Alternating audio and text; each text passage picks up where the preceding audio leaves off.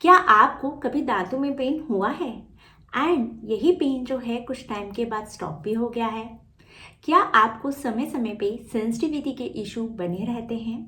अगर आपको दांतों में पेन होता है एंड कुछ टाइम के बाद वो अपने आप ठीक भी हो जाता है एंड आप सोचते हैं कि जो ये पेन है वो रिलीव हो गया है, मतलब जो प्रॉब्लम थी वो सॉल्व हो गई है।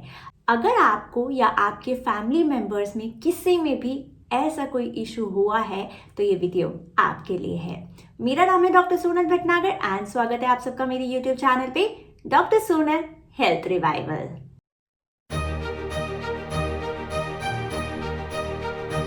आज मैं आपके साथ बात करने वाली हूँ रूट कैनाल ट्रीटमेंट के बारे में। जी हाँ, आप सब ने अगर दांत के बारे में कभी बात की होगी तो आपने रूट कैनाल ट्रीटमेंट के बारे में तो सुना ही होगा। बहुत बार अगर डॉक्टर आपको डायग्नोस करते हैं कि आपको आपके दांत में रूट कैनाल ट्रीटमेंट करवाना पड़ेगा तो आप बहुत सोचते हैं, कंफ्यूज रहते हैं कि क्या ये सही रहेगा आपके दांतों के लिए। तो आज मैं अपने इस सेशन में आपको डिटेल में समझाने वाली हूँ रूट कैनाल ट्रीटमेंट के बारे में। अगर हम रूट कैनाल ट्रीटमेंट के बारे में बात करते हैं तो जो रूट कैनाल टर्म है वो बताती है दांतों का जो रूट है उसके कैनाल यानी कि उसमें प्रेजेंट जो नर्व्स है उसका ट्रीटमेंट। अगर आप रूट कैनाल ट्रीटमेंट को डिटेल में जानना चाहते हैं एंड आप सोच रहे हैं कि रूट कैनाल ट्रीटमेंट होता कैसे है तो उसके पहले आपके लिए जानना ज़रूरी है दांतों के स्ट्रक्चर के बारे में। तो अगर मैं आपको टूथ स्ट्रक्चर के बारे में बात बताऊं, टोटल टूथ है वो 2 पार्ट्स में डिवाइडेड है। One is the visible part and second is the invisible part. तो जो विजिबल पार्ट होता है यानी कि जो दिखता है, जो हमारे ओरल कैविटी यानी कि हमारे माउथ में प्रेजेंट रहता है वो होता है विजिबल पार्ट। एंड जो पार्ट हमारे गम्स एंड बोन के अंदर ढका होता है या फिर कवर होता है वो होता है इनविजिबल पार्ट। आपको ये जानकर हैरानी होगी कि एक हेल्दी टूथ में ओनली 30% टूथ पार्ट जो है वो विजिबल होता है एंड अप्रॉक्सीमेटली रिमेनिंग 70 पार्ट जो है वो कवर्ड रहता है by the gums and the bones. तो सबसे पहले आपको ये जानना ज़रूरी है कि जो मदर नेचर है उन्होंने टूथ को 3 पार्ट्स में डिवाइड किया है, यानी कि उन्होंने एक दांत को बनाने के टाइम पर 3 लेयर्स डाली है। जो सबसे पहली लेयर है एंड हम सबको ही पता है उसे हम बोलते हैं इनेमल। ये एक तरीके की प्रोटेक्टिव लेयर है, ये हमारे दांत को प्रोटेक्ट करती है। उसके जस्ट नीचे में एक और लेयर है जिसे हम बोलते हैं डेंटिन। ये बहुत ज़्यादा सेंसिटिव लेयर होती है एंड डेंटिन जो सेकेंड सेंसिटिव लेयर है उसके भी नीचे अगर हम जाएं यानी कि अगर हम टूथ के कोर स्ट्रक्चर की बात करें तो उसे बोलते हैं पल्प, यानी कि ये मेन एरिया होता है फॉर द नर्व्स। यहाँ पर सबसे ज़्यादा मैक्सिमम ब्लड सप्लाई होता है। तो डेफिनेटली ये बहुत ही सेंसिटिव एंड कोर पार्ट होता है टूथ का। एंड इसके ऊपर की जो लेयर मैंने आपको बताई डेंटिन, जैसा कि मैंने बताया कि ये बहुत सेंसिटिव होती है। ये इसलिए सेंसिटिव हो जाती है क्योंकि ये लंबे समय तक टूथ के मेन नर्व सप्लाई को कवर करके रखती है। इसकी वजह से डेंटिन जो है वो एक तरीके की सेंसिटिव लेयर हो जाती है। ये तो मैंने आपको बहुत सिंपल फॉर्म में बताया कि किस तरीके से 3 लेयर्स होती है एक पर्टिकुलर टूथ में। यहाँ पर एक चीज़ नोट करने वाली है कि हर एक दांत में डिफरेंट टाइप्स के नर्व्स होती हैं, यानी कि आपके जो आगे के दांत होते हैं उसके अंदर नंबर ऑफ नर्व्स जो होती हैं वो कम होती है कंपेयर टू द टूथ जो पीछे के साइड में लोकेटेड होते हैं आपके माउथ में। साथ में एक और चीज़ नोट करना ज़रूरी है कि हर दांत, हर टूथ जो है डिफरेंट होता है फ्रॉम द अनदर टूथ। अब हम बात करेंगे कि किस तरीके के लक्षण यानी कि सिम्टम्स दिखें तो आप पता लगा सकते हैं कि आपको रूट कैनाल ट्रीटमेंट की ज़रूरत है या नहीं। तो सबसे पहले मैंने जैसे बताया कि एक बहुत ही प्रोटेक्टिव लेयर होती है जिसे हम बोलते हैं इनेमल। तो जब कोई कैविटी होना यानी कि कोई सड़न लगना, अगर वो सड़न आपके इनेमल के लेयर तक ही रिस्ट्रिक्टेड है तो आप कोई भी किसी भी तरीके का पेन जो है वो फील नहीं करेंगे। यहाँ तक कि सेंसिटिविटी का इशू जो है वो भी आपको देखने को नहीं मिलेगा, क्योंकि ये एक तरीके का हार्ड कोर स्ट्रक्चर है। इसमें कोई भी किसी भी तरीके की नर्व सप्लाई नहीं होती है।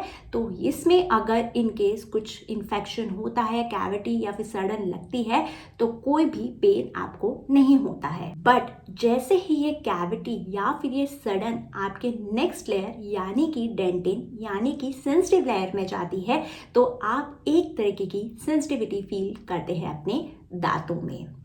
और अगर ये जो सड़न या फिर कैविटी जो है उस लेयर को भी पास कर जाती है और आपके सबसे इम्पॉर्टेंट एरिया यानी कि पल्प यानी कि जहाँ पर बहुत सारी नर्व्स हैं, अगर वहाँ तक ये इन्फेक्शन चला जाता है, तब होता है आपको सीवियर पेन। जी हाँ, अगर आपकी नर्व ओपन हो जाए या फिर इन्फेक्शन जो है वो नर्व तक चला जाए, तब आप फील करते हैं पेन।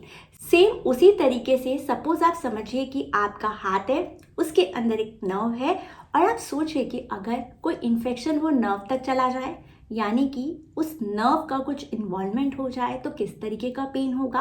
तो सेम कॉन्सेप्ट यहाँ पर भी है। अगर आपके दांतों तक इन्फेक्शन चला जाए एंड वो जो नर्व है एक तरीके की एक्सपोज्ड हो जाए, तब होता है सीवियर पेन एंड तब ज़रूरत होती है रूट कैनाल ट्रीटमेंट की। अब आप सोच रहे होंगे कि क्या पेन होगा तब रूट कैनाल ट्रीटमेंट करवाना पड़ेगा। जी हाँ, जब आपकी नर्व ओपन हो जाएगी तब आपके पास एक ही ऑप्शन रहेगा, जो है रूट कैनाल ट्रीटमेंट। और आप ज़रा मानिए कि अगर अभी तक आपको पेन नहीं हुआ है और आपको दांतों में सिर्फ सेंसिटिविटी होती है, इसका मतलब ये है कि जो बैक्टीरियल ग्रोथ है यानी कि जो सड़न है अभी तक आपके नर्व में नहीं पहुंची है और वो आपके सेकेंड लेयर यानी कि डेंटिन यानी कि सेंसिटिव लेयर में ही है। तो अगर आप आपका ट्रीटमेंट ऑप्ट करते हैं जब आपकी सड़न सेंसिटिव लेयर में है, तब आपको रूट कैनाल ट्रीटमेंट जो है वो नहीं करवाना पड़ता है एंड उस टाइम पर एक बेसिक फिलिंग से भी आपके दांत को हम सेव कर सकते हैं। तो मैंने यहाँ पे आपको बहुत सिंपलर फॉर्म में ये तो समझा ही दिया है कि टूथ का स्ट्रक्चर कैसे होता है एंड किस पर्टिकुलर स्टेज पर रूट कैनाल ट्रीटमेंट की जरूरत पड़ती है। और अगर आप इसे और अच्छे से डिटेल में समझना चाहते हैं तो मैं यहाँ पे आपको एक एग्जांपल देना चाहूँगी। आप सोचिए कि यहाँ पर एक वुडन यानी कि एक लकड़ी का टुकड़ा है एंड उसके अंदर एक तरीके की सड़न लग जाती है। तो बहुत बार ये होता है कि जो लकड़ी है वो बाहर से पूरी इंटैक्ट रहती है, बट वो अंदर तक धीरे धीरे खोखली होती जाती है। सेम कॉन्सेप्ट आपके दांतों में भी है, यानी कि अगर सड़न अंदर अंदर तक फैलती जाती है तो बाहर से तो दांत देखने में अच्छा इंटैक्ट लगता है, लेकिन जब आपके डेंटिस्ट एक्सरे निकालते हैं तब उन्हें पता चलता है कि जो इन्फेक्शन है यानी कि जो सड़न है बहुत डीप इनसाइड चली गई है एंड उस सिचुएशन में पॉसिबिलिटी होती है कि जो आपके डेंटिस्ट हैं वो एडवाइस करते हैं कि आपको वो दांत जो है निकालना पड़ेगा, यानी कि अब उस दांत में रूट कैनाल ट्रीटमेंट भी पॉसिबल नहीं है।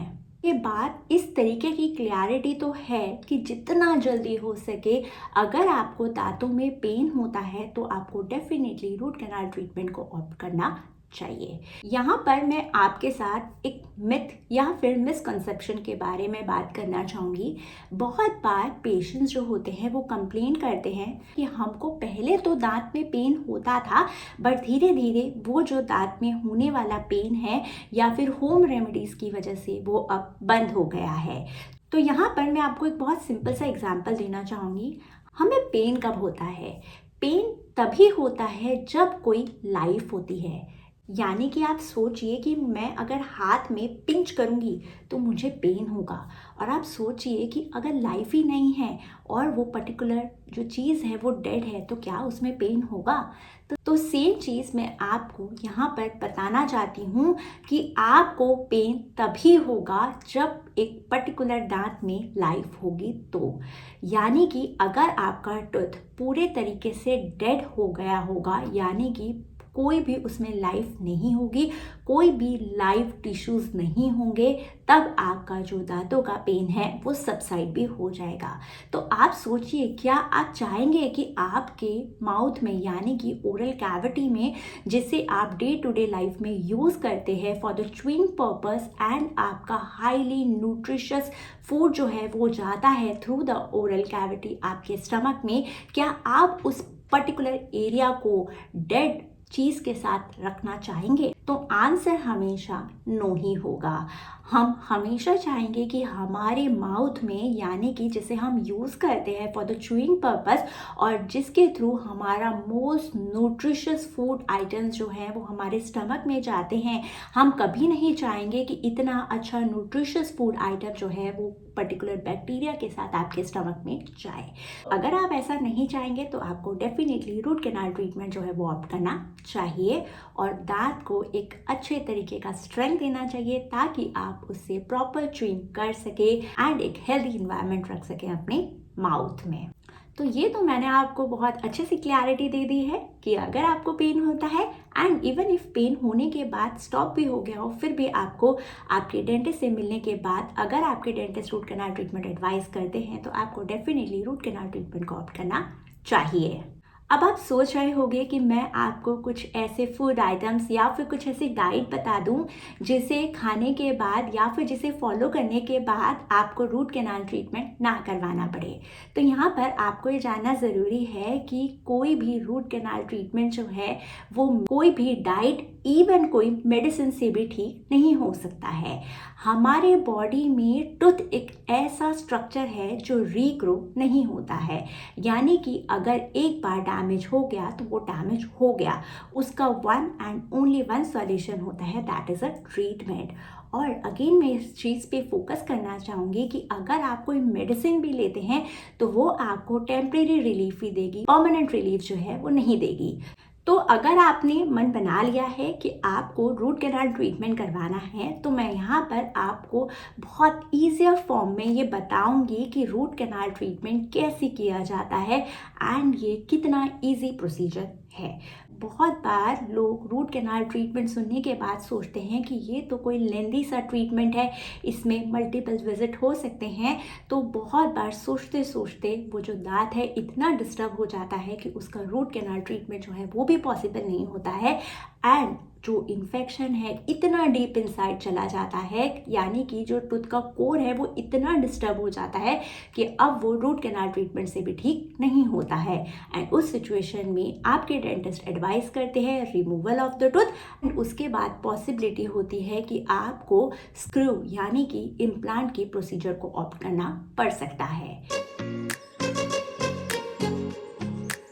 अब मैं आपको बहुत ईजियर वे में बताऊंगी कि रूट कैनाल ट्रीटमेंट एक्चुअली होता क्या है। तो जब भी कभी आप रूट कैनाल ट्रीटमेंट को ऑप्ट करते हैं तो आपके डेंटिस्ट सबसे पहले आपके जो एरिया ऑफ ट्रीटमेंट है वहाँ पर एक तरीके का स्प्रे या फिर एक जेल को अप्लाई करते हैं, जिससे वो पर्टिकुलर एरिया जो है वो नम हो जाता है एंड उसके बाद वहाँ पर एक तरीके का इंजेक्शन यानी कि एनेस्थीसिया जो है वो दिया जाता है। एंड यहाँ पर एक चीज़ नोट करने वाली है कि जो आपके डेंटिस्ट ने सबसे पहले एक जेल या फिर एक स्प्रे किया था उस पर्टिकुलर एरिया में एंड उसके बाद वहाँ पर इंजेक्शन दिया है, यानी कि वो जो इंजेक्शन का पेन है वो भी बहुत मिनिमल हो जाएगा, ऑलमोस्ट नील जैसा हो जाएगा, क्योंकि ऑलरेडी पहले आपको एनेस्थेटिक स्प्रे या फिर एनेस्थेटिक जेल लगाया ही गया है। देन वो पर्टिकुलर इंजेक्शन को लगाने के बाद कुछ टाइम का आपको वेटिंग रहेगा एंड देन उसके बाद स्टार्ट होगा आपका रूट कैनाल का ट्रीटमेंट।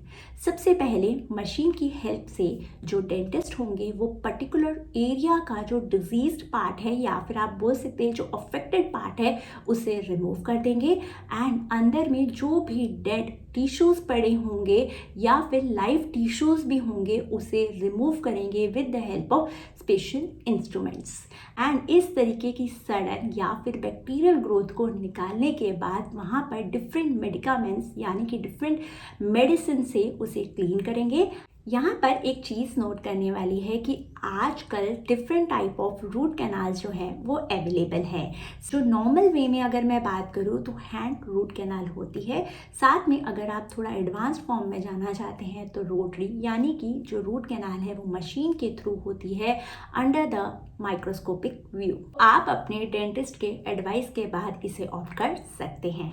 एंड जब आपका टूथ और root part of the tooth जब पूरा प्रॉपर तरीके से स्टेराइल हो जाता है तो उस जगह पर एक तरीके की आर्टिफिशियल नर्व को वहाँ पर प्लेस किया जाता है।